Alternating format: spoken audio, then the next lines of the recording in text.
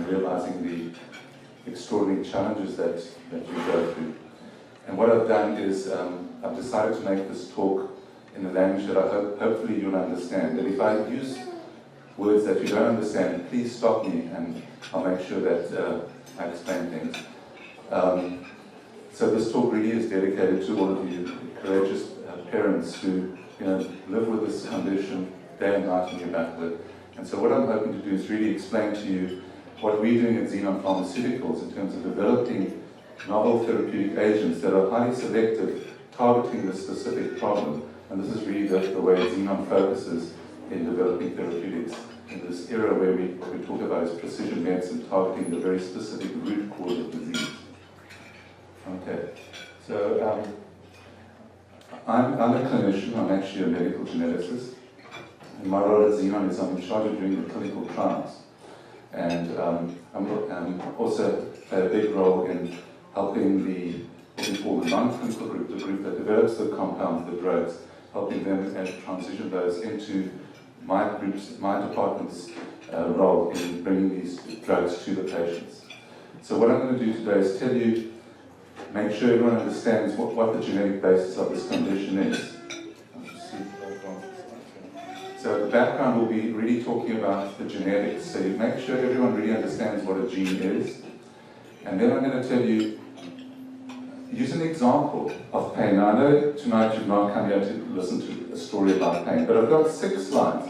And it's a very interesting story. And the reason I want to tell you about pain and the genetics around pain is because the underlying cause of people who don't feel pain or people who feel too much pain is a genetic basis, and it's also a sodium channel defect. And we've worked extensively in this area, and I'd like to show you how it will apply and draw analogies between the story around pain and the story around epilepsy. I won't spend too much time, but if you'll bear with me as we go through this, I think you'll realize that there's a lot to be learned. And we'll also speak to the capability that Xenon has to be able to address the challenges that we all face in trying to treat patients with gain-of-function SCN8A. So please bear with me when we get to that session. So then after that, I'll talk about the challenges in developing drugs for sodium channels, some of the specific challenges in developing drugs for epilepsy that relate to the sodium channels. And then I'm going to tell you about how Xenon's actually tackling the problem, and then the challenges going forward from where we are today. So please bear with me. I do have a little bit longer than some of the other speakers, but I will try and keep this to 20, 25 minutes. So please feel free to interrupt me if I'm not talking a language that you guys understand.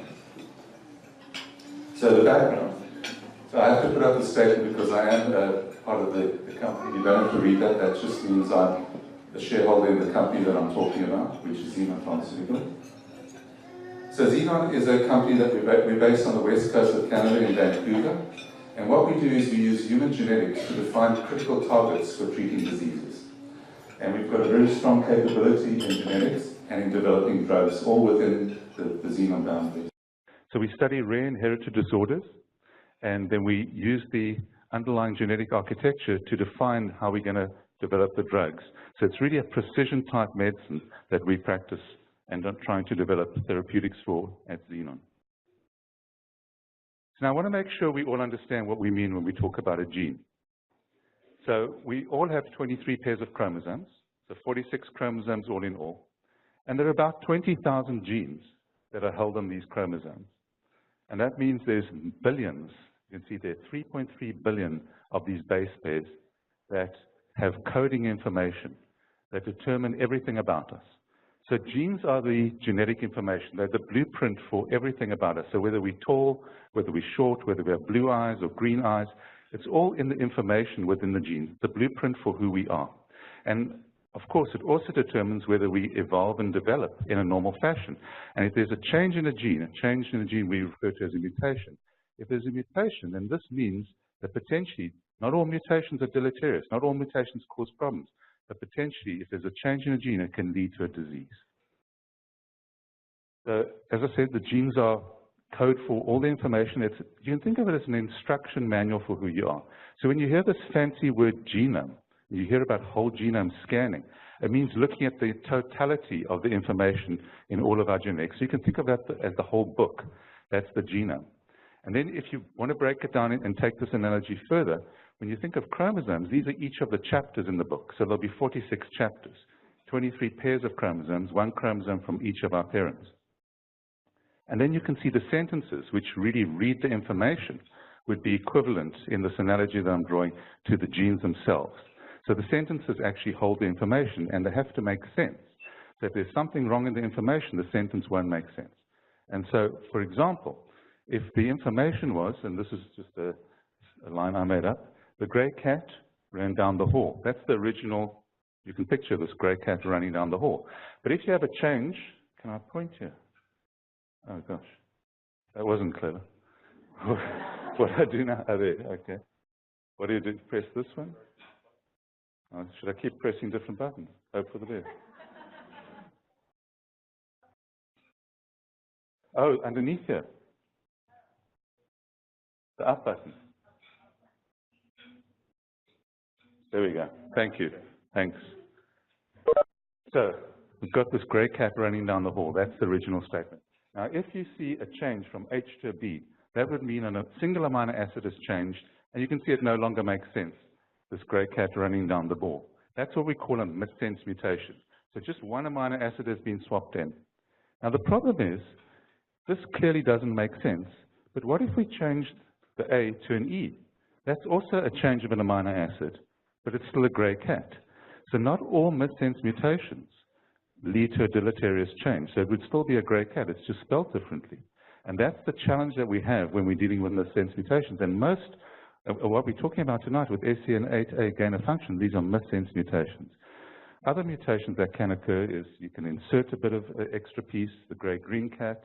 You can remove something. There's a gray ran down the hall. Obviously, these are complete loss of information, loss of function. So when we talk about loss of function, it means that the protein that's coded by this particular gene no longer does the job it's supposed to do. And the opposite is gain of function, where it's doing too much of what it's supposed to. And I've actually got some slides, some cartoons to explain this. And then you can see you can have duplication. And then this is a very common change, what we call a stop codon. So all of a sudden, it stops reading the information and just stops dead in its tracks. So all you've got here is the gray, which makes absolutely no sense. So it's another loss of function.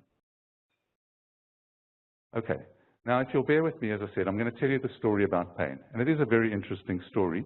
And then I'll show you how this illuminates the path for going forward with epilepsy itself.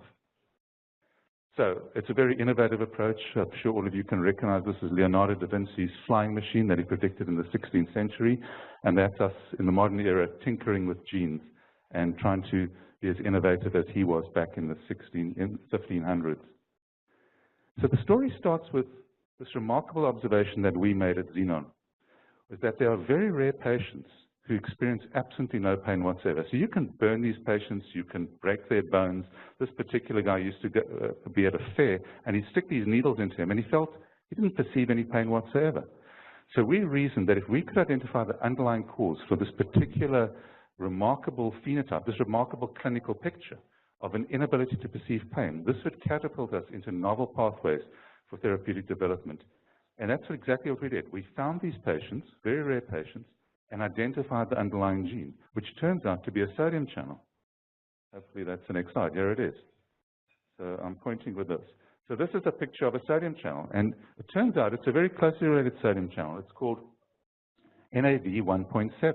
So when NAV1.7 is broken, when it's got a loss of function, one of those mutations that made no sense, then it leads to an inability for this channel to conduct the sodium current, and patients, despite a noxious stimulus, despite burning them and breaking the bones, they don't feel any pain.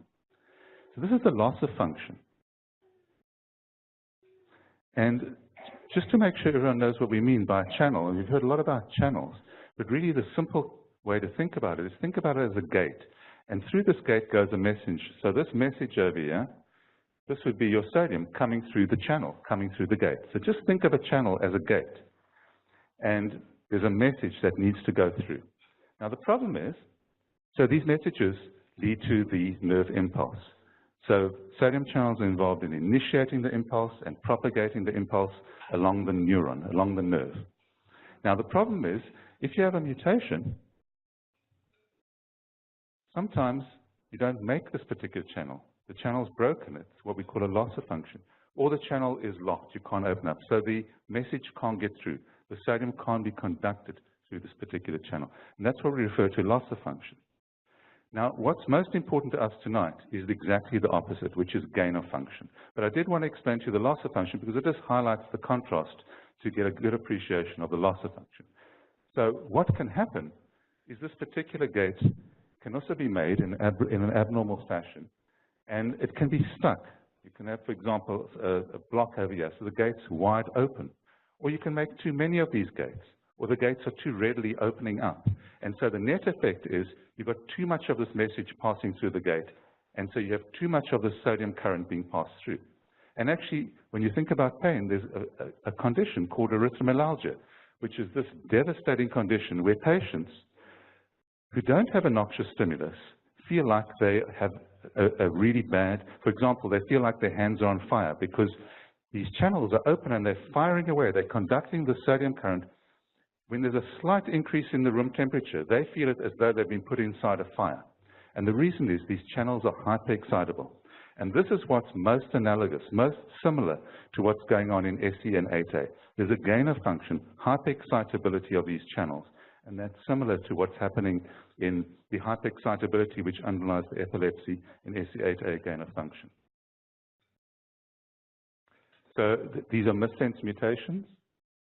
And I'm going to show you what we've been able to do here in pain. One patient, one example. So we've developed therapeutics, drugs that specifically block NAD 1.7. And we've taken a patient with erythromelalgia. So remember, these are patients when you we put them in the slightest bit of heat. This massively induces the pain. Would just be a little bit of heat for you and I, but for them, it sharply triggers pain.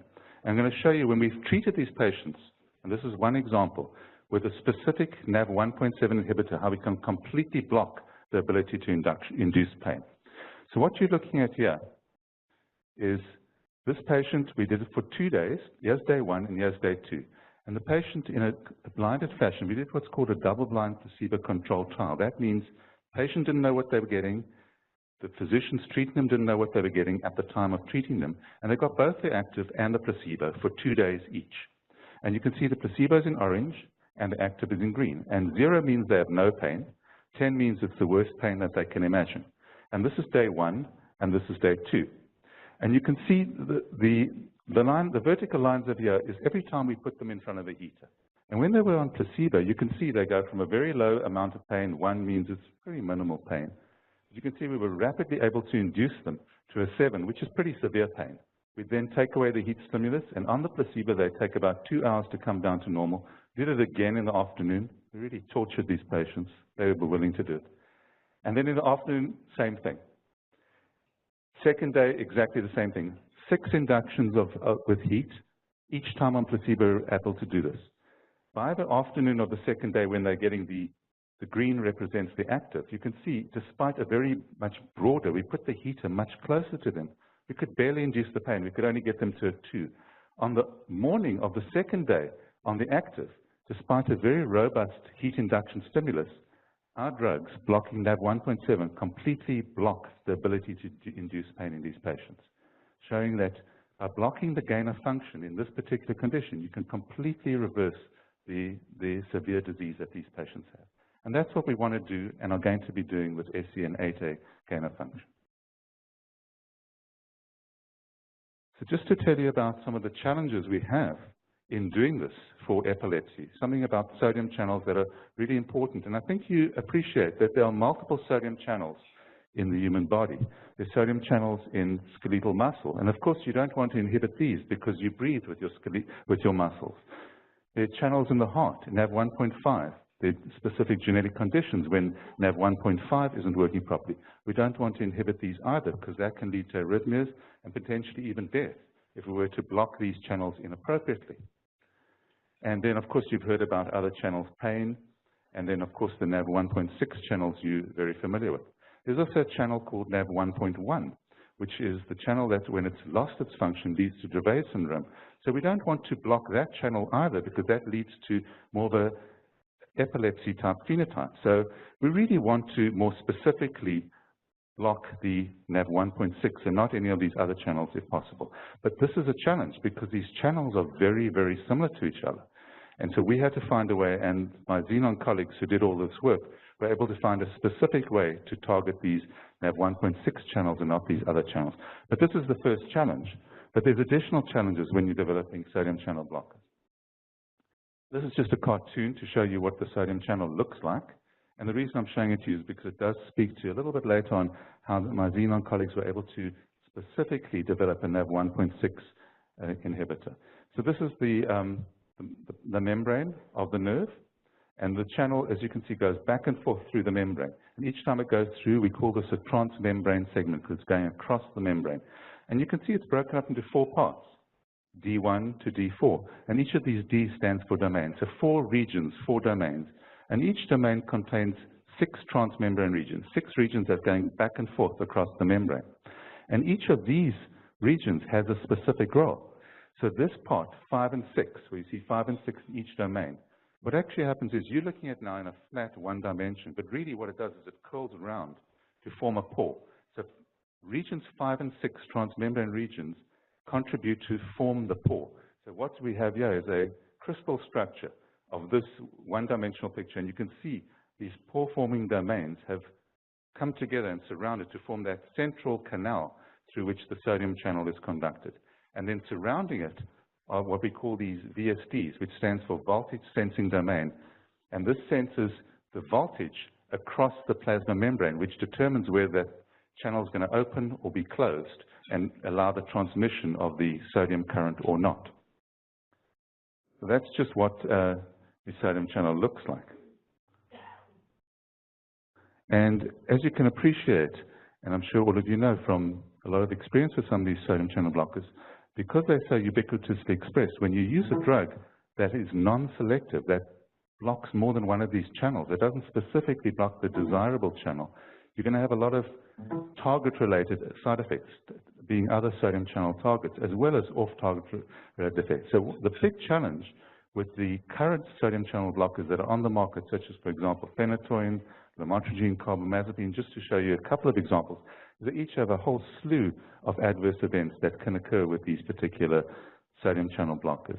And of course, the goal is to develop therapeutics that not only are efficacious, but have a limited repertoire of adverse events that can occur. So I'm just going to show you one painting. This is a painting by Johannes Vermeer. And many of you will have heard of and seen the painting called A Woman with a Pearl Earring. That's by the same artist. He was a Dutch artist, and this was painted in the 1600s, I think 1663. And what I want you to focus on is the balance. See, there's a very fine balance over here. It's pretty symmetrical. And I want you to remember this picture because it's critical for understanding what goes on with sodium channels. It's not just one sodium channel acting on its own. In fact, there's a whole network of sodium channels. And there are 2 critical channels that determine whether an impulse is going to be conducted, and that's NaV1.1 and NaV1.6. And they work in a counter fashion. NaV1.6, so there's a fine balance between NaV1.6 and NaV1.1, and you can remember it by remembering it, that Vermeer painting, that critical fine balance. And what 1.6 does, it's the accelerator. It drives the nerve impulse. It wants to go. And if you think of taking the car analogy further, NaV1.1 are the brakes. It puts the brake on the impulse going. And as you can see, in the normal situation, they're nicely balanced. So these are what we call excitatory, the driving neurons, and these are the inhibitory, and they work together to have a fine balance. In Dravet syndrome, we have loss of function of NaV1.1. NaV1.1 neurons, the inhibitory neurons, the brakes are no longer working. So this is defective in Dravet syndrome. And what that means is the excitatory neurons are just free to run loose, and you have this hyperexcitability state which underlies the epilepsy in Dravet syndrome. In SCN8A gain-of-function mutations, the NaV1.1 is actually doing just fine. It's normal. But you have excessive hyperactivity. There's overactivity of the SCN8A of the NaV1.6. So when I say SCN8A, that's the gene which codes for NaV1.6, which is the channel. I should have told you that at the beginning. I'm sorry. So you have overactivity of the NaV1.6 channel. And of course, we all know that when you give sodium channel blockers the non-selective sodium channel blockers to Dravet syndrome, you don't want to be inhibiting this because it's already suppressed. And that's exactly why drugs like lamotrigine make patients with Dravet syndrome worse, because you're inhibiting the brakes. So you're not only inhibiting the target, the excitatory neurons, you're also inhibiting the brakes, and that's why some patients get worse. And similarly, for the gain-of-function patients, you do not want to be inhibiting the NaV1.1. You just want to inhibit specifically the 1.6 neurons that are hyperactive. And here's just a slide showing you how important it is to have this balance. And these are mice with Dravet syndrome. And mice with Dravet syndrome, this is SCN8A. You can see it by this nomenclature over here. You can see this is the percent of animals that survive up to 125 days. By 125 days, they all are deceased, these animals. And when you introduce a loss of function, SCN8A mutation, into these Dravet mice, there's complete reversal of that phenotype. So you're restoring that balance, and they no longer die. So this shows you how critical it is to have a fine balance between NaV1.1 and NaV1.6. So now, I'm not going to really talk to you about SCN8A. I think everyone in this room understands the nature of this phenotype and has had a lot of experience understanding the clinical picture. We do know that it's due to what we refer to heterozygous. Heterozygous means it's just one of the genes. We inherit a gene from each parent. Just one of the genes has mutated, has changed into one of these into a mutant allele, a mutant gene, and it's almost always, not absently always, almost always a de novo, meaning a new mutation that leads to a change and a gain of function in the SCN8A, leading to an enhanced function of the NaV1.6 channel. And it's very different to Dravet syndrome, which is triggered by fever, the seizures. In SCN8A gain of function, fever doesn't appear to be a triggering factor. There are multiple seizure types that you're all aware of, and there can be a significant impact on development and cognition. So generally, as you know, there's huge, huge challenges with treating patients, but some patients have responded moderately well to the non-selective sodium channel blockers. And here's just a summary table. I don't expect you to try and read this. Again, showing you the channel, and each dot represents a different mutation. But what's clear from this channel is that not all of these mutations are gain of function. So some of these ones, the open circles, actually represent a loss of function, and they present in a different way. So even though they are de novo, they're new mutations, these can present with intellectual disability and not necessarily a epileptic seizure type phenotype. And then this is work from Dr. Miriam Meiter's laboratory, where they've really characterized at the molecular level what's going on. Remember, I showed you those earlier cartoons about what a gain of function looks like when you look at the channel. You see the gates are more open, or there are more of those gates letting through the messages. And this is the more detailed electrophysiological explanations where the channels are opening prematurely when they shouldn't be opening. So more sodium current is going through, or they don't close properly. It's what we refer to as impaired inactivation. They don't switch off, they don't inactivate. Or, and you've heard a lot about this word, persistent current. This is wild type. That means in a normal person, you get this peak current, this large current over here, which quickly comes back down to normal. There's a small amount, about 1% of this current, which persists. That's why it's called the persistent current. 1% of that compared to this level over here. In SCN8A gain of function, here's an example with this particular mutation. You can see the peak current's reduced, and there's a much larger persistent current. And that appears to be also another reason for gain of function in patients with SCN8A epilepsy. So this results in neurons that are firing excessively, hyperexcitable neurons, and this is the basis for the epilepsy, when these neurons are firing when they shouldn't be firing.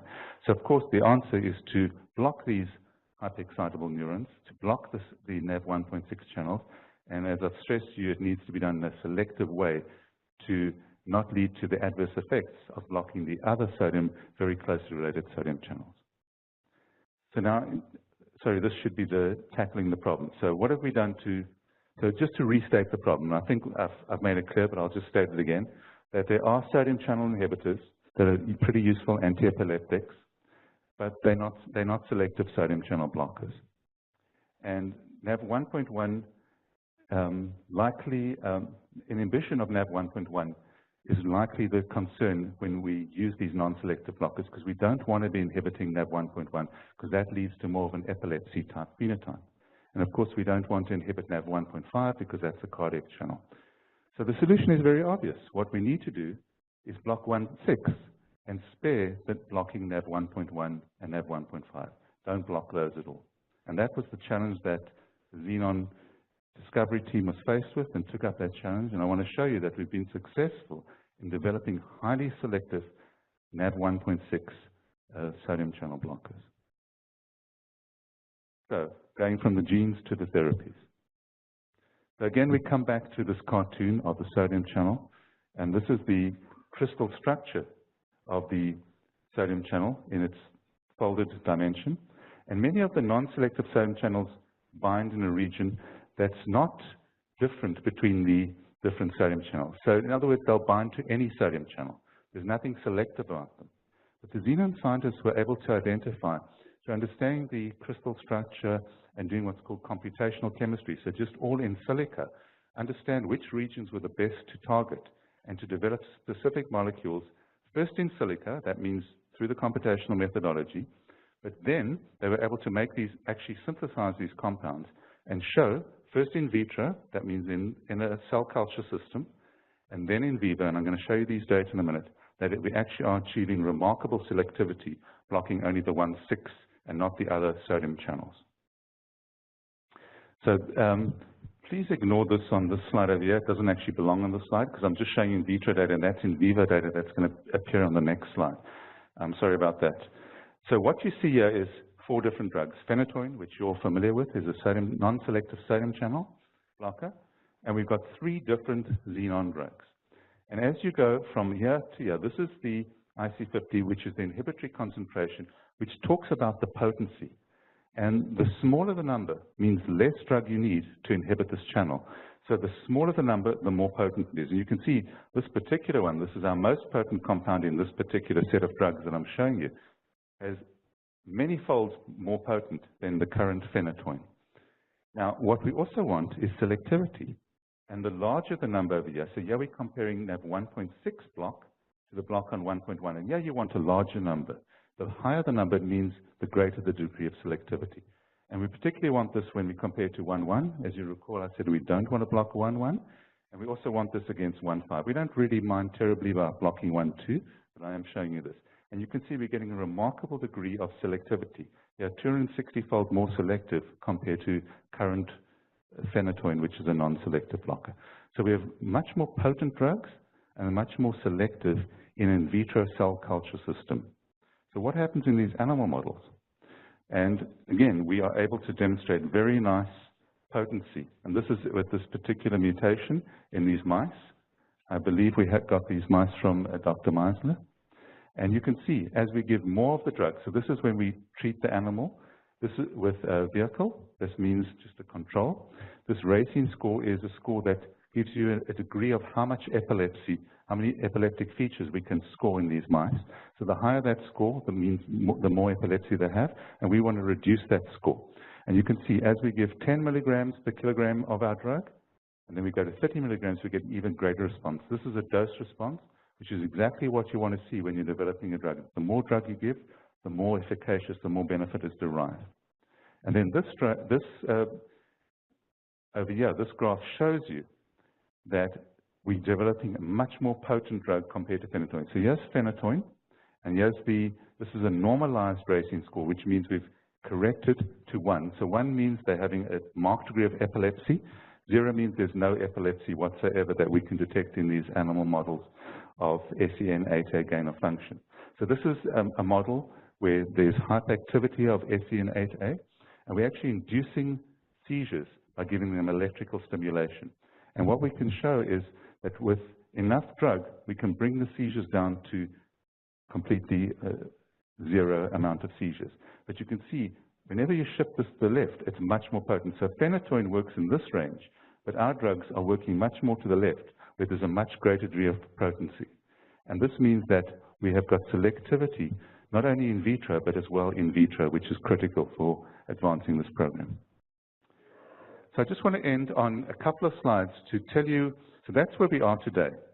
And just to tell you what the challenges are as we move ahead, and my particular role at Xenon now is taking these compounds that my non-clinical colleagues have developed and translating this into the clinic, into testing in patients with these conditions. So this is a cartoon showing you a traditional drug discovery paradigm. And what you can see is it's a long and winding road. It's a very challenging process. So we're here now, what we refer to as preclinical. And you can see that we've got a long road ahead in terms of time before you file what's called an NDA. That's a new drug application with the FDA, which then allows you to market the drug. Before that, we've got to file what's called an IND, an investigational new drug. And to do that, we would then have to, once we've done that, we would then have to test it starting in adults. The typical route for testing drugs is in adults. And of course, this is a big challenge for SCN8A gain of function because there aren't any adults or very few adults with this condition.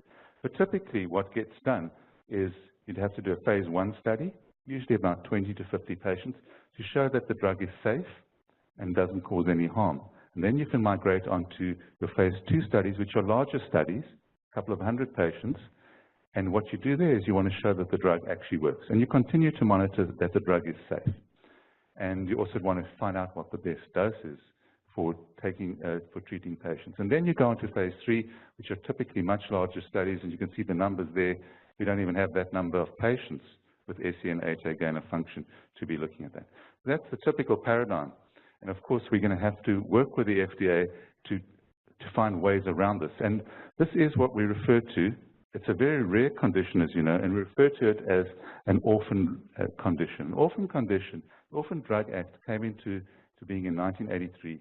And it was devised, it's an FDA regulation that was devised specifically for rare disorders, rare being less than 200,000 patients across the whole of the United States.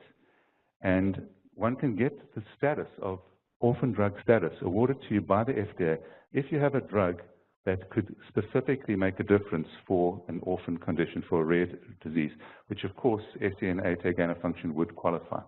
The reason for mentioning this is because there's huge benefits and incentives for companies such as ourselves to develop these orphan drugs, because there's tax incentives, there's incentives around market exclusivity, which incentivizes companies to work on rare disease. But over and above that, what's really important is once it's been deemed an orphan drug, there is potential for an expedited path working with the FDA, because they understand that these conditions are exceptionally rare and you can't go through that traditional path that I spoke to you about. So there's huge challenges in moving drugs forward through the clinical development path. And I just wanted to highlight some of those for you. So this is the second last slide. I'm drawing to a close here.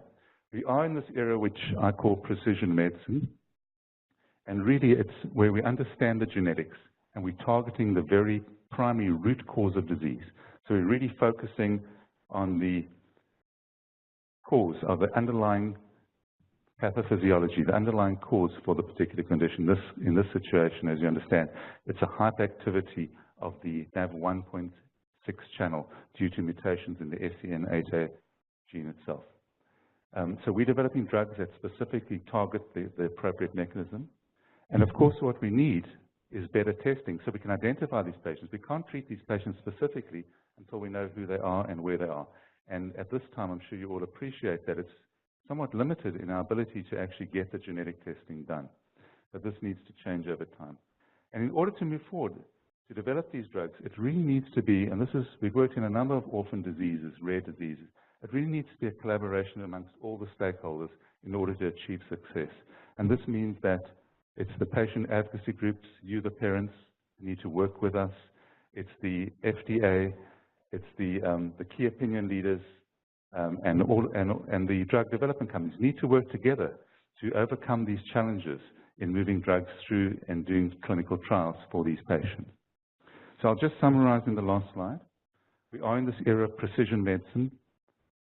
New mutations, we understand, can lead to epilepsy. Specifically, mutations in the SCN8A gene can lead to gain of function in NaV1.6, lead to SCN8A, what we refer to EIEE13, which is the gain of function in SCN8A mutations. We understand that there are many different sodium channels with different functions throughout the body. And today, sodium channel blockers, they're non-selective, and they can cause side effects because of their non-selectivity. And we also appreciate that there's a very fine balance between NAV 1.6 and 1.1, and we don't want to disturb that balance. And so what Xenon is doing to achieve a treatment for this condition is developing highly selective NAV 1.6 blockers to only selectively block the channel that's defective, that's overactive. And I've shown you that the traditional clinical development path is rather onerous. It's a long and treacherous path. And using the orphan drug strategy, potentially there could be an expedited and much easier route to advancing therapeutics through the clinic, working with the FDA in this regard. And as I said in that last slide before this, we need a strong collaborative effort amongst researchers, amongst patient advocates, amongst you, the parents, to work with us to advance these therapeutics into the clinical trials to treat patients with this condition. Unfortunately, I forgot to put an acknowledgement slide to all the colleagues of mine who are working on this at Xenon. I actually asked one of my colleagues how many people are working on this. There are 50 people at Xenon. The company is 100 people. Half the company is working on this condition, which really shows our immense dedication. We've got 6 people, most of them senior directors or VP level people who are at the meeting today.